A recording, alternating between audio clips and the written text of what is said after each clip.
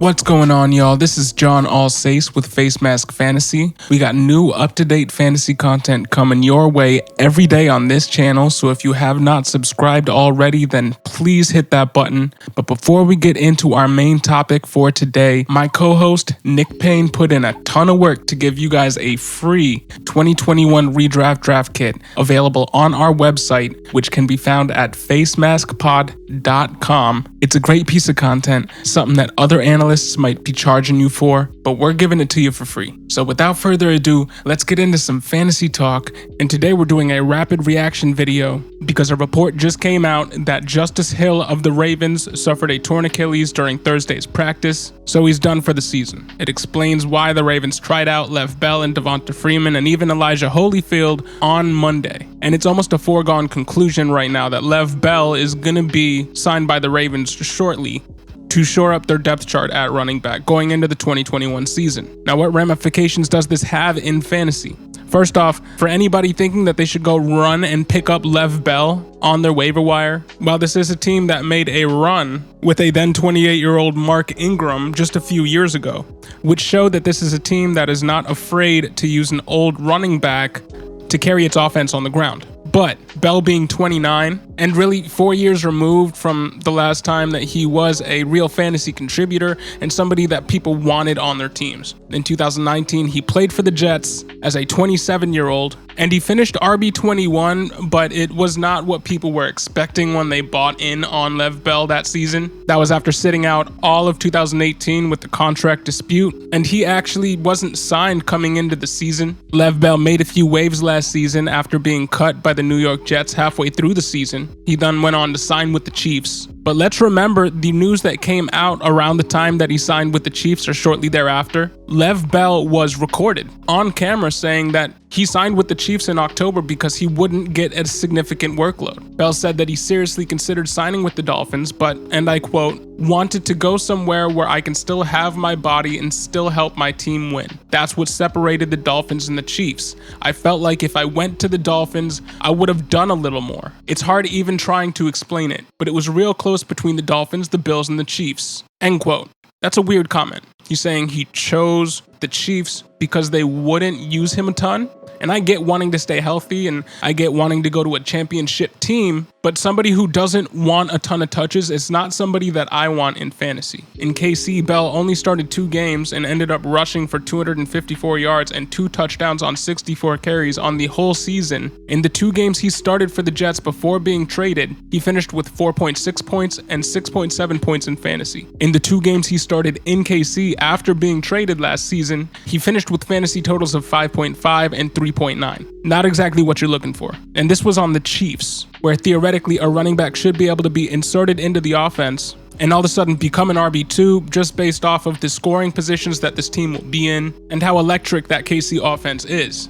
But he only averaged 4 yards per carry on the whole season. He hasn't been relevant again since 2017. And if he gets signed by the Ravens, as again, that's all the speculation is pointing to, he'll be the 3rd running back on the depth chart behind Gus Edwards and Tyson Williams. I'm not drafting Lev Bell anywhere. I don't want a back that doesn't want touches. I think the fact that the Ravens are signing or thinking of signing a running back like Lev Bell, who doesn't want all the touches in the world, over a guy like AP, right? Just throwing a name out, but he wants to break records. He wants to be all time. He'll want the ball. Lev Bell doesn't. So I think this is actually a good sign for both Gus Edwards and Tyson Williams. Now, we have already done on this channel multiple videos on both of those guys. We'll put them down in the descriptions below, so please check them out. But basically, this Justice Hill injury, it doesn't muddy the waters for me. It clears things up. Gus Edwards is going to continue to be that 1st and 2nd down banger. Tyson Williams is going to be in there to spell him and I think he's going to be used as the receiving back on this team. And I think he's going to be used in a J.K. Dobbins-like role because he can catch, he can run. Now, Lev Bell used to be able to too.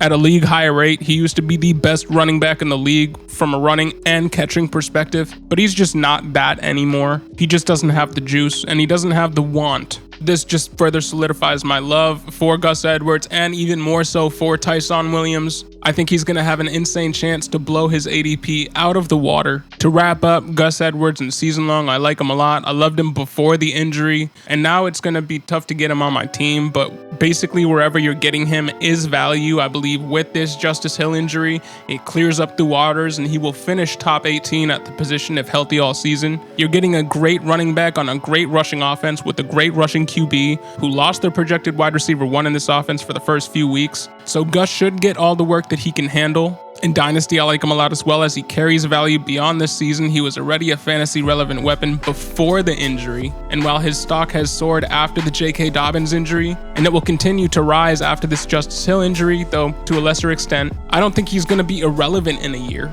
Gus Edwards is going to be valued by this offense until 2023, at which point he'll be 29 and then he'll be phased out. But he's going to be valuable in this offense for a long time. Even when Dobbins comes back, he clearly has a role on this offense, and the coaching staff love him. Just as a disclaimer, with Edwards, given his lack of receiving production, Edwards is a better target in standard leagues than in PPR formats, but regardless, I still believe he's somebody to target as your running back 2 in upcoming drafts. That is, if the ADP on him isn't out of control at this point. No team has run more than the Ravens over the last 4 seasons. They've averaged 539 attempts per season, and Edwards is in line for over 220, even if they sign Lev Bell. And Tyson Williams, I was on record saying that I think he's a 1-year buy. While I still believe that, he has a chance to prove himself more of a long-term solution to running back than a 1-year, let's bring you up from the practice squad type of deal. I am on record saying that Tyson Williams has shown out as a runner, a pass catcher, and most importantly as a pass blocker throughout the preseason, throughout camp. The team trusts him. He looks to be a guy that they can trust in all situations as an adequate fill-in for J.K. Dobbins. Because one eventuality that we have not really discussed is that Gus Edwards' role could just not change. And Tyson Williams, as the more versatile all-around back, somebody who can catch passes out of the backfield, somebody with a little bit more wiggle to him, he could take over that J.K. Dobbins role, and Gus Edwards' role could be set in stone, and we could be seeing the emergence here of a Tyson Williams. I'm not saying that's what we should expect. I'm saying that is a possibility for this offense. All that said, Tyson Williams is a huge value for where he's going right now. I would suggest you guys go back and listen to our Tyson Williams video. Again, we'll pin it down below. But let us know what you guys think of this backfield in light of this Justice Hill injury. And what do you guys think about the prospect of Lev Bell being a Baltimore Raven? Put your thoughts in the comment section below. My name is John Alsace, and this is Facemask Fantasy. We bring you new up-to-date fantasy content every day right here on this channel, so if you have not subscribed already, please hit that button. Thank you for listening, and have a great day.